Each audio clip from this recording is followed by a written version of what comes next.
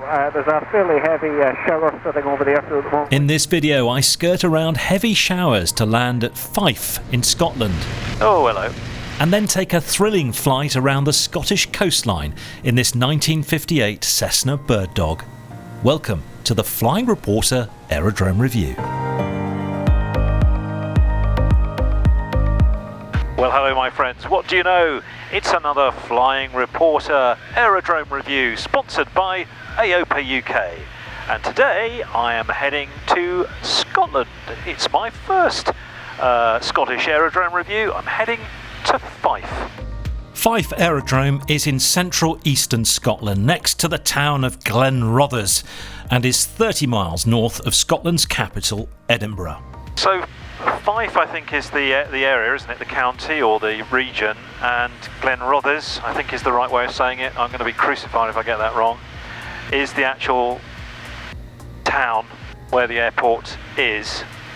It's in Class G airspace, but we have the Edinburgh Class D to the south of it, which I'm sure you can get clearances into if you needed to. We shan't be doing that today. You've got the Firth of Forth off to the south, a bit of water to cross. They're unlicensed.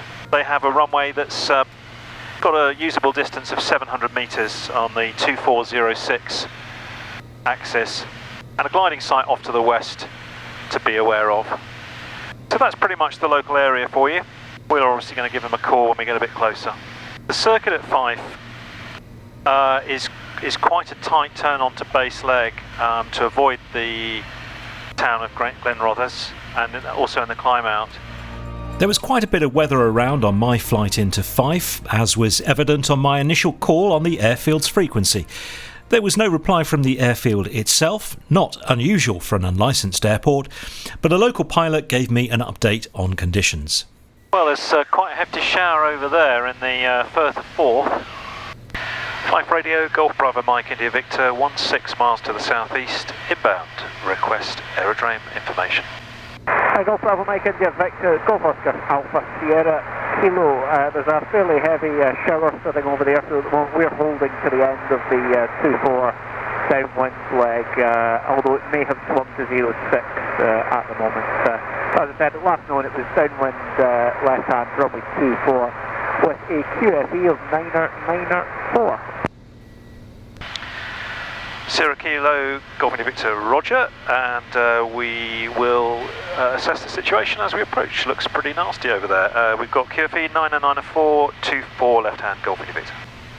Hey, we're just about to attempt an approach now, so we'll let you know how we get on in terms of the wind direction. It'll wash the aeroplane for you at least. It needs it. Thanks. So if you've got an unlicensed airfield, you won't always get somebody on the radio. And I think that's something that people forget. If it's unlicensed, they don't have any requirement, I don't think, to operate the radio. So sometimes you might find their answer, sometimes you don't. But we've got a helpful pilot there who's told us about the weather. We can see the weather ahead, looking pretty unpleasant. There it is, I see the windsock now. The shower passes the airfield and Sierra Kilo lands on 2-4, so I do the same, making a left-hand downwind join through a burst of rain. Did see the windsock, now it's gone. There it is, down there. Oh, hello.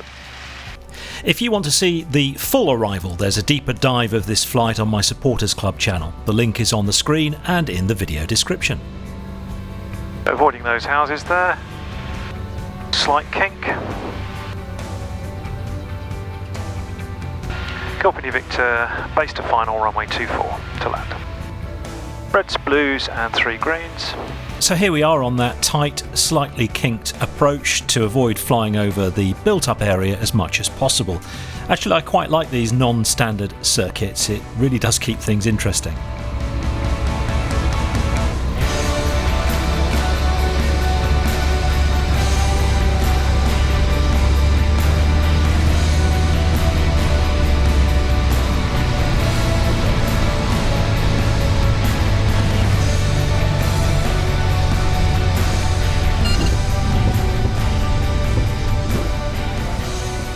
We'll explore the airport cafe, the parachuting operation here, and take a flight in that bird dog shortly. But while I taxi to parking, please allow me to remind you that Flying Reporter followers can get a 25% discount off new AOPA UK memberships. AOPA supports pilots and aircraft owners by lobbying government and regulatory bodies on the issues that are important to us. I'm a member of AOPA. They sponsor these airfield reviews. Why don't you sign up as well? A QR code to claim your discount is on the screen, and the link is in the video description as well. And while we're talking about discounts, don't forget that I have a special code giving you 5% off qualifying purchases at Pooley's Flight Equipment. Just use the code TFR at the online checkout. Pooley's give me a little bit of commission every time the code is used, which means you'd be helping me to keep this show on the road while getting some money off your purchases as well.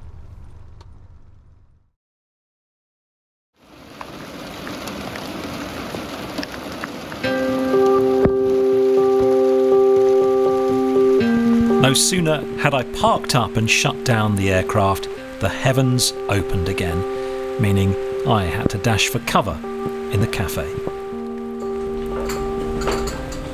Here we go. Smashing, thank you so much. Thank you. That's wonderful, thank you. So I've taken shelter from the rain outside. Time that I'm talking to the camera. I'm Davey. Hi Dave, good to see you. Yeah, as I say, I've taken shelter from the rain outside, got all my gear in, and probably will wait a little while before putting the cover on India Vic to have a cup of coffee before we set to work filming, which gives me an opportunity to have a look at the menu in the cafe here. Actually, this cafe's had a bit of a refresh. It was once called the Tipsy Nipper, named after the old aeroplane, and it's now called the Skyview Cafe, which is quite appropriate actually, because there is a wonderful view out the windows at the wind farm over there and the rolling hills out to the south. Just looking at the menu, they've got on the special a miso soup and the soups this is, and a cream of vegetable soup, which looks very nice. On the standard menu here, what have we got? We've got the aviator's breakfast menu with rolls, eggs on toast, waffles, toast with butter and jam and so on. The aviator's breakfast is your kind of, I suppose, full Scottish with black pudding and toast. And then Captain Specials, Eggs Benedicts, Eggs Victoria, an Elvis sandwich. The Legend's favourite, it says here, which is a finest smoked back bacon on toast with maple syrup, banana and peanut butter. For those with a sweet tooth, there are some freshly baked scones and cakes as well. While enjoying my coffee, I was joined in the cafe by the airfield owner, Jim Watt. So you took over Fife a couple of years ago. What are you trying to do here? Well, this was my kind of retirement plan, but I've always been involved with Fife Airport for the past 20 odd years or more. We're setting up a kind of refreshing Fife. It became Sleepy Hollow for a wee while, and so we're just relaunching it, rebranding it, and just bringing it back to life again. Yeah. So from the practicalities point of view, for a visiting pilot, I love your approach to runway 24. Yeah. A curved approach on 24, and that's just simply to avoid overflying Glenrothes town, and because the town has grown up to the edge of the airfield, so we just make a curved approach, like a continuous turn on, which is pretty much how you would land if you were doing a PFL or something like that, you know. So it's nice to do that. So it's just steady curved approach, and then maybe level off, flying up at 300 feet. On arrival, I self-parked on your apron there. Is that normal? Just find a spot? On the main apron, find a spot on the main apron and push back over the grass if just to create a bit of space. It can get busy at weekends, but all local aircraft, we'll try and get them to find another place and keep the main apron free for visitors. Are there any tie-down positions, or can people use the grass somehow to I can push back onto the grass, tie down on the grass, so you know, that's the best way, just to push back onto the grass and tie down from there. And I know hangar space is always a bit of a premium. Do you have any space if someone's got a particularly fragile? If we know in advance, we will make space available for it. There's a couple of spaces that we can provide overnight. We had a visiting ultralight from Switzerland last week, so we just squeezed them in. What's the fuel setup here? What do you have and how does it work if I'm a visitor? So we have avgas, which is on a fob system. Visitors, we'll just deliver fuel for them, but all the local pilots will have a fob, and they can self-service on the fob. It's not the traditional self-service with a credit card, not yet, but we will be doing that soon. And we also have UL91 here for anybody who wants to use it for like Rotax. And at the far end of the runway we have Jet A1 available for helicopters. And what are your hours? It's generally 8 till 8 in the evening, or by arrangement. Even with visitors they can come as late as that? Yeah, or it's daylight. We don't have lights on the runway, so it's daylight hours only, really. And coming and going from the airfield, is it quite simple? Let's say, I guess, 8 o'clock at night, there might not be somebody here, I don't know. Is it easy to get on and off? No, if people want to arrive late, they can do. The Cirrus that's on the apron at the moment, they came in the other night and they just PPR'd and they'll just park on the apron and make their own way in and out. PPR and high-vis then, what's the policy on those two? Well, I don't like high-vis. I'm saying that, I'm seeing your wife walking Yeah, I'm not a fan of high-vis, but no, it's not compulsory high-vis. I think we kind of, we're not, well, the ops staff will wear them, yeah. But, And PPR? PPR, they can PPR online. And you like them too? Yeah, well, that's it. We just gather that information. So if there's no one here or it's unmanned at the time, then we've got the information, yeah. If someone's visiting here, what should they do? Apart from visiting the cafe here, what can they do in the area? What does the area offer? Well, it's a very good area for, we're 15 miles north of Edinburgh. So during the Edinburgh Festival, which is pretty much all of August, it's quite busy. There's a lot of visiting aircraft will come, and it's a half-hour drive into Edinburgh, so that's useful. We are 30 minutes away drive from St Andrews, so I have no idea how many golf courses are, but I don't think you can drive 2 or 3 miles without coming over a golf course here. So, and of course, we have a golf course right at the end of the runway. That's Glen Rothes Golf Course, and its 11th hole is directly in the undershoot to runway 24. That's the threshold for runway 24, right? Just there, I mean literally just there, is a golf course. And there's a teeing off point for one of the holes right there on the threshold. And I'm told that golfers are warned to keep a lookout for arriving or departing aircraft just in case they should tee off and their golf balls stray into the path of the aircraft. There's another hazard here, and that is that Fife is an active parachute drop zone. It has parachuting at weekends and some weekdays. To find out what that means for visiting pilots, I caught up with Sandy Barnett, Managing Director of Skydive St Andrews. So what happens here when you're parachuting? Well, we'll notify the radio operator, the regional air traffic control, that we were going to operate from, say, 09:30 in the morning. Once the occupants and the pilot are in the aircraft, pilot will call for airfield information. He'll give an estimate for the drop at the point of takeoff, which is generally 17 or 18 minutes after takeoff. On the run-in, he will call running in approximately 2 minutes before the drop. At that point, the radio operator closes the airfield and to advise anyone operating in the area to remain clear. So what do the radio calls sound like?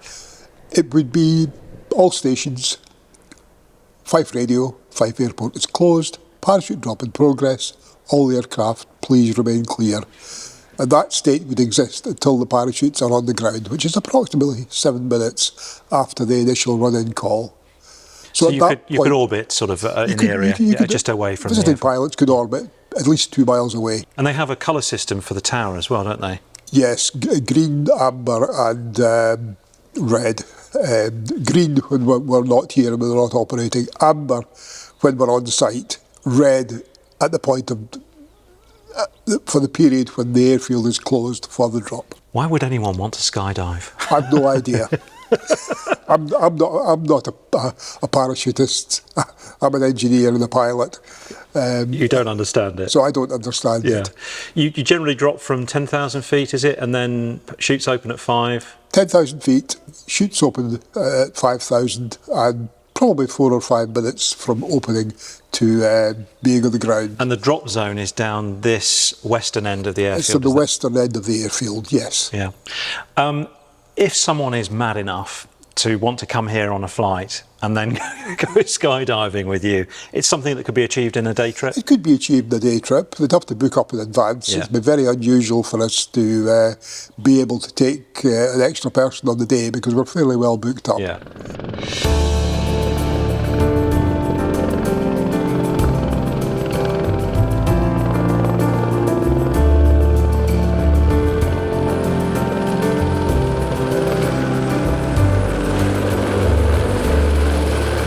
Fife is home to specialist helicopter operator Skyhook. As their name suggests, they use Eurocopter AS350s to deliver underslung loads or for firefighting and aerial surveys. Mike Manari is one of the company's pilots. The majority of our work are for telecoms clients. A lot of stone work. We've got a machine coming back from Ireland at the moment, or 2 machines have been on Ireland this week lifting stone for paths and the Morn Wall in Ireland. Fencing, a lot of fencing work. Anything else you can think of lifting. We've lifted I-beams into sheds on the west coast. There was a railway bridge we couldn't get under, so we lifted I-beams into a shed. Anything, up to 1.2 tonnes we'll lift. Why Fife? Why are you based here? It's a good central location for us. Yeah. We work mainly throughout the country, so we're well based for any work in Wales, any work onto the west coast. We do have a satellite base in Fort William that we use to service some of the clients on the west coast, but we find we're quite central here, and it's quite an easy place to get in and out, and it's quite an attractive place to live as well. You know, with most of the staff, well, we all live within sort of 20 minutes, half an hour of here. So you've got Edinburgh's half an hour drive away, and Glasgow an hour from here. So we're centrally located. I want one of these. Not the aeroplane, although, yes, if you're offering, one of these. That'll make my life a little easier. This is Jim's Cessna Bird Dog, and he's going to take me for a tour of the local area. You know that's cheating. I'm too old to push a big airplane this size in and out.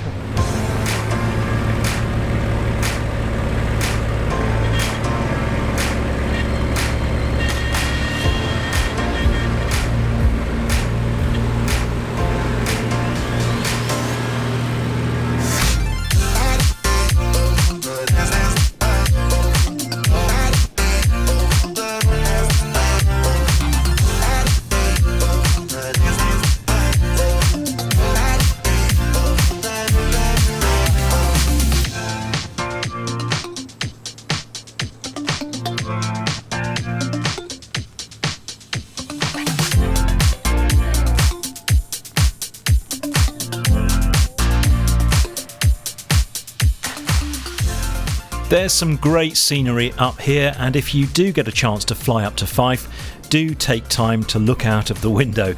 I often find I really enjoy just sitting back as a passenger sometimes to see the world from above. My thanks to Jim for taking me up in his Bird Dog, and my thanks to you for watching this Aerodrome review. We'll play out with some pictures of the airfield from the overhead, and you can now see how close that golf course really is. Please be sure to subscribe to my YouTube channel, check out the bonus content on my website, and also don't forget to sign up to AOPA using my 25% discount offer. Until next time, fly safely, my friends.